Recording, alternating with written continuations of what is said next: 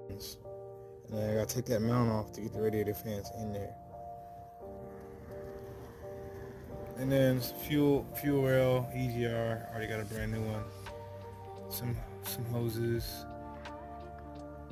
fuel line, O2 sensor, alternators already on. Headlight right there. Got the other headlight in my left hand. The TCM. And yeah, the CV axle as well. Because something happened to the old one. Got a brand new one. Got a brand new EGR. Starters right there. And the liners right there.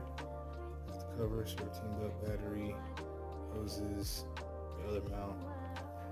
And I'm almost done, dude. Once I put the headlights and the front bumper on and the fans,